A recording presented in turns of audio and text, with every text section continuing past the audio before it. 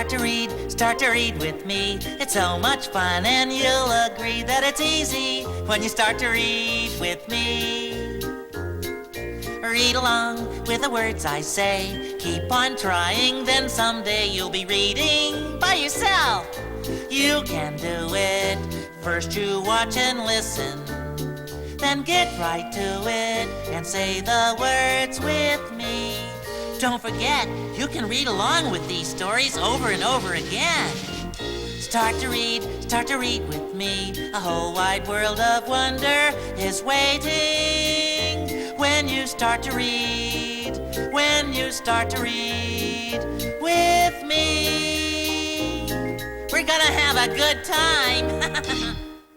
Don't Cry, Big Bird. Written by Sarah Roberts. Pictures by Tom Lee.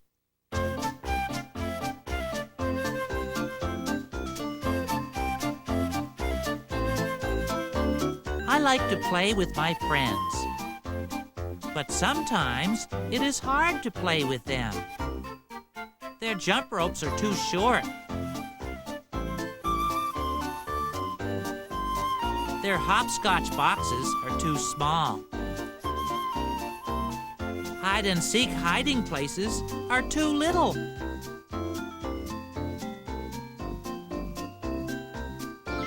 Seesaws come down, but never go up. One day I came home from the park by myself. I am too big to play with my friends, I sobbed. I was so busy crying, I did not see Snuffy. Don't cry, Bird, said Snuffy. You're not too big. Their games are too little. I jumped up. I stopped crying. Do you really think so, Snuffy? Yes, Bird, I really do, said Snuffy. You are a nice size, big like me. Then I had an idea. Hey, we are both big, I said. So let's play together. Snuffy shook his head. No, Bird, I can't play now. It is time for my nap. Snuffy went slowly down the street. It is nice to be big, I thought to myself. But sometimes I wish I were smaller. Back at the park, Ernie and Bert were thinking, if only Big Bird were smaller. Then he could play with us, said Ernie. Well, we can't make him smaller, said Bert. But maybe our games can be bigger, like this.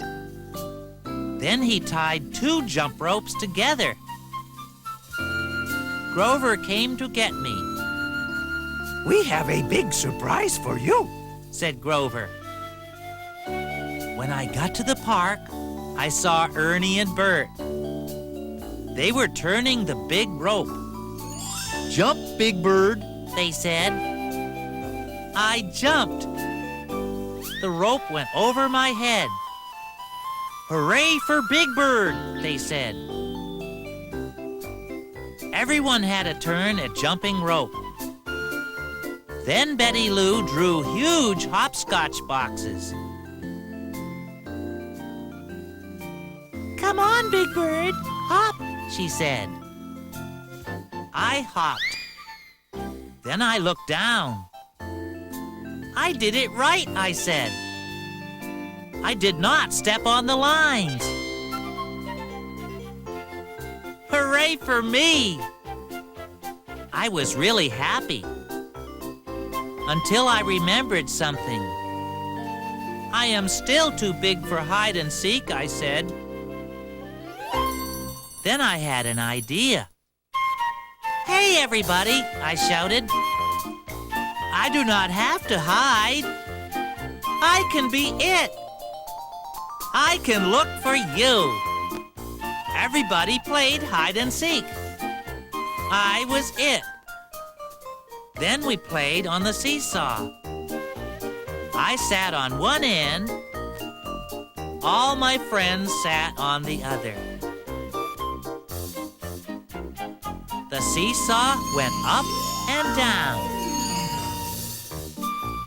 What can we do now? Asked Harry.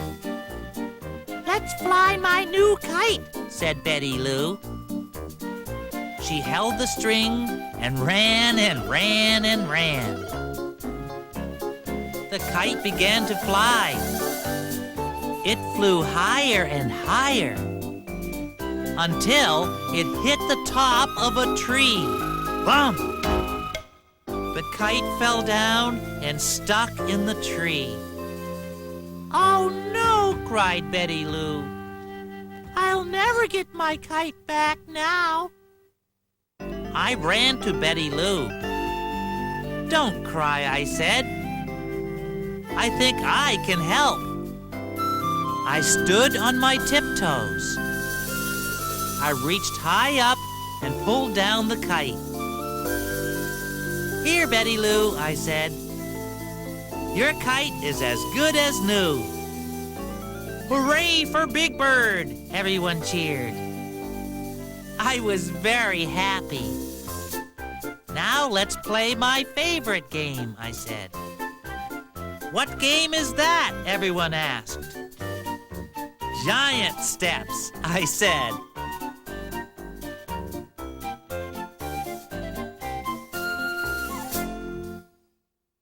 Wait for Me.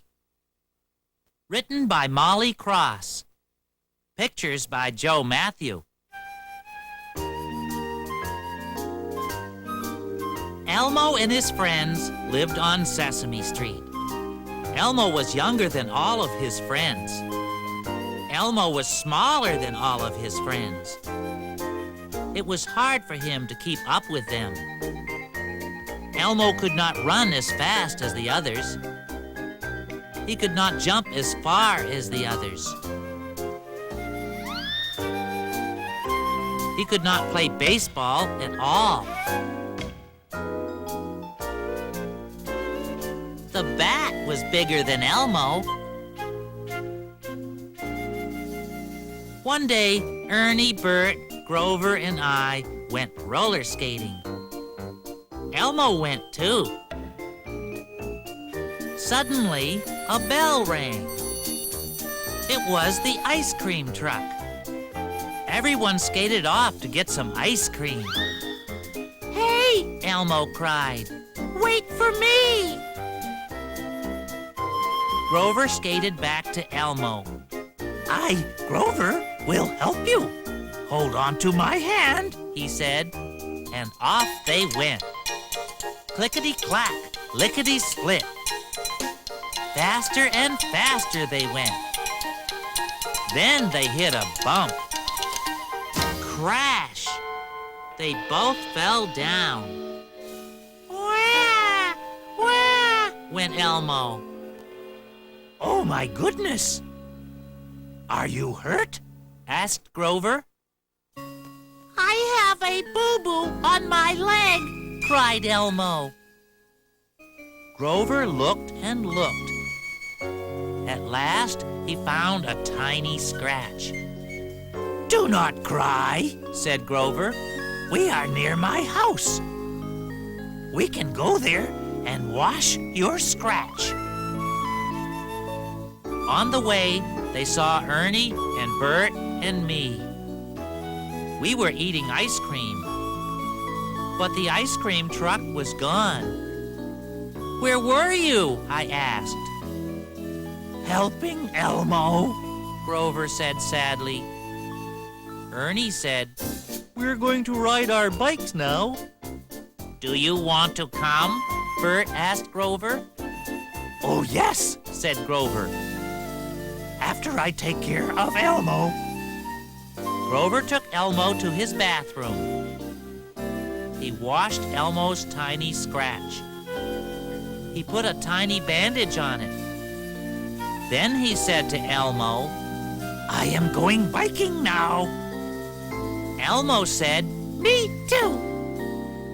No, Elmo, You are too little, said Grover. Elmo looked sad. Will I be big enough tomorrow? He asked. I do not think so, said Grover. Grover took his bike outside. Elmo sadly watched Grover ride off.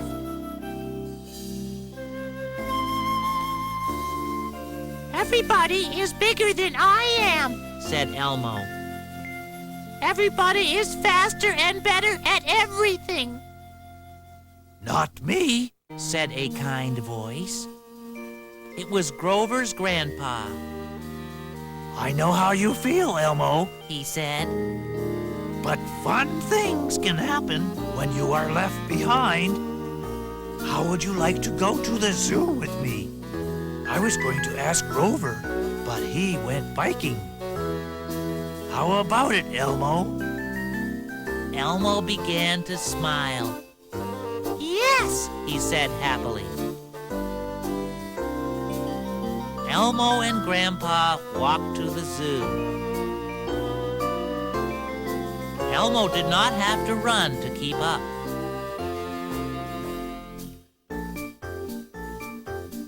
On the way, they stopped to look into store windows.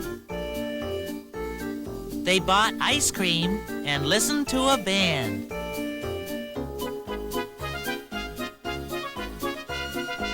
Grandpa said, People who rush miss things. We will take our time. At the zoo, they watched the seals get fed. Then Grandpa bought some peanuts. Now let's feed the elephants, he said.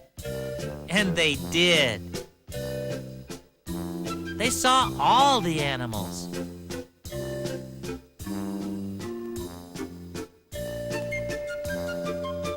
Then Grandpa said, Time to go home now. take me home, piggyback. Elmo asked. Grandpa shook his head. No, Elmo, He said, I am just as tired as you are. as soon as they got home, Grandpa sat down. He took off his shoes. Oh, that feels good, He said, You're just the right size to sit on my lap, Elmo. Come on up here, he said. I will read you a story. Elmo climbed up on Grandpa's lap. Grandpa read him the story of the 3 bears. And they lived happily ever after. Said Grandpa. Just then, Grover came in. Who lived happily ever after? Asked Grover. He was surprised to see Elmo in his grandpa's lap. The 3 bears. Shouted Elmo. And guess what? We saw real bears. Now Grover was really surprised. What? Where did you see real bears? Cried Grover. At the zoo. Said Elmo. Grover wailed. You went to the zoo without me? We saw the zookeeper feed the seals. Said Elmo. And we fed the elephants. Oh, we had so much fun. And we had an ice cream cone. What kind? Grover asked. Chocolate chip. Said Elmo. Grandpa smiled at Grover. Did you have fun riding your bike? He asked. Oh, yes, Said Grover. but I would like to go to the zoo too, Grandpa. Next time, please wait for me.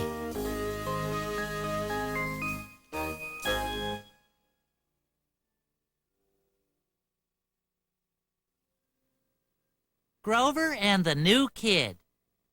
Written by Jennifer Smith. Pictures by Tom Cook. Grover liked school. He liked his room. He liked his teacher. He liked the children in his class. One day, a new boy came to Grover's school. "This is Barry," said the teacher. "Barry is going to be in our class." It is hard to be new, Grover said to himself. I will help Barry. I will be his friend. Grover said, Hi, Barry. My name is Grover. Barry said, "Hi, look what I have." Barry took a little car out of his pocket. Oh, what a cute little car. May I play with it? Asked Grover. Barry shook his head. "No," he said. Oh, Said Grover. I understand. Grover showed Barry the clay cupboard. He shared his crayons with Barry. He helped Barry find the bathroom. He gave one of his cookies to Barry at milk time. But Barry never once said thank you. Soon it was story time. Everyone sat in a circle. The teacher read them Goldilocks. Everyone was very quiet. Everyone but Barry. "Please be quiet," said the teacher. Barry kept talking. After story time, everyone went to the playground. "Let's go on the slide," said Barry. Okay, Said Grover. Grover got in line behind Sam. But Barry ran to the front. He pushed in front of Molly. Barry climbed the ladder. He stood at the top of the slide. "Hey, Grover," he called.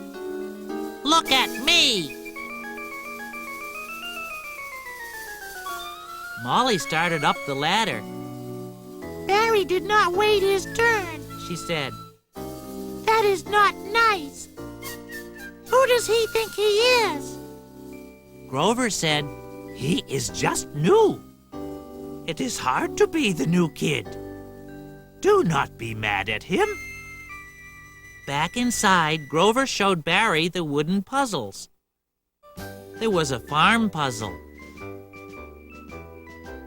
There was a zoo puzzle.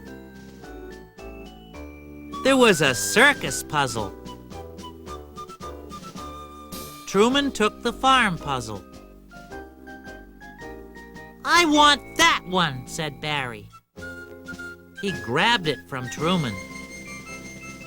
Grover was the only one who ate lunch with Barry. The others talked about Barry. "Barry doesn't wait his turn," said Truman. Barry doesn't say please or thank you, Said Molly. "Barry reminds me of someone rude," said Sam. "Who?" asked Truman. "Goldilocks," said Sam. They all laughed and laughed. After lunch, Grover painted a picture. It had a yellow sun. It had a red house. It had a blue car.